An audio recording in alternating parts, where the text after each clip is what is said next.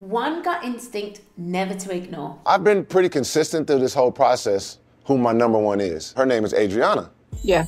And as we're getting closer to the end of this thing, her feeling towards me has kind of wavered. You know, she's feeling another gentleman. You know, they always credit women with intuition. Well, men, we got gut feelings too. And when I get to the point where I feel I have to sell myself or I have to convince you to get off one side of the fence or the other, that changes from courting to chasing. And if I feel I'm switching to chasing, then I'm gonna remove myself every time. So should I fight for her or should I just remove myself from the situation? If you're having reservations now, then go with the gut.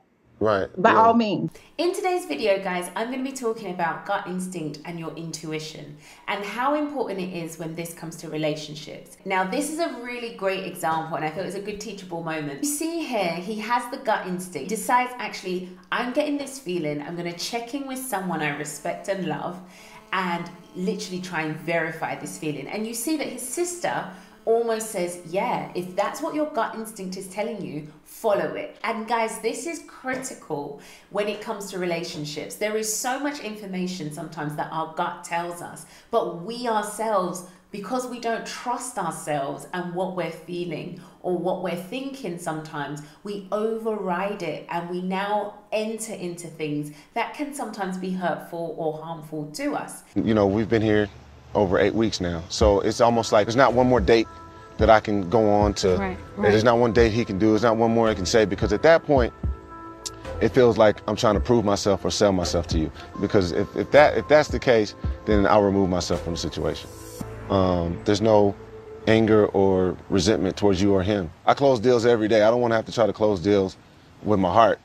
For me, it comes across more so like you're giving up. You know what I'm saying? I'm still here, you know, and I want you to be here. I know. I 1,000% believe you. It's not, I know you're not playing me. Yeah, I know you would never do that. I'm excited for you to meet my dad. Yeah, okay, I get to meet Pops. But you're here with me? Huh? So you're here with me now?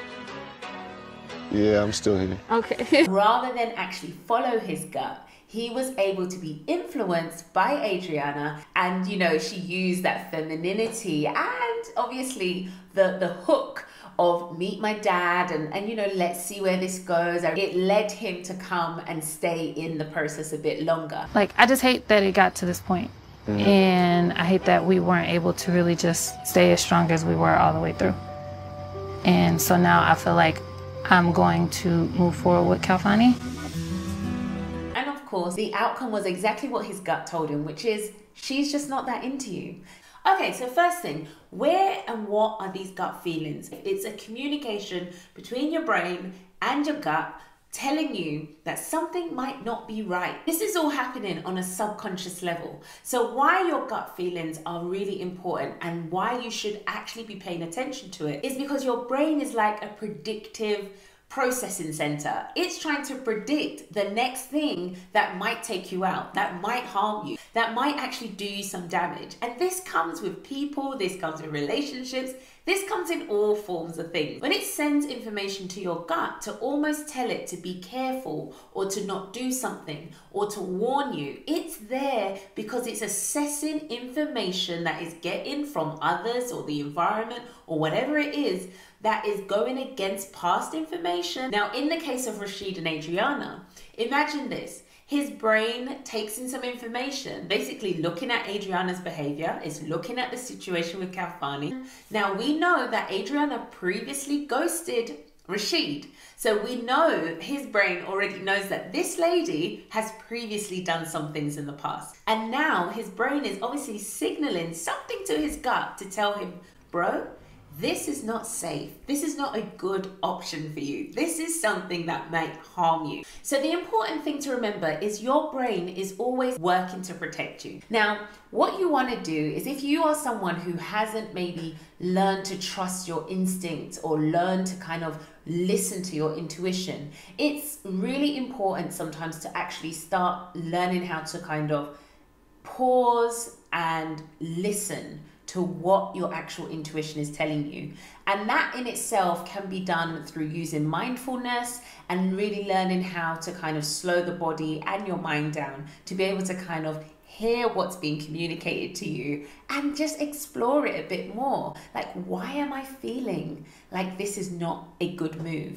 What actually is my mind or that thing telling me to do?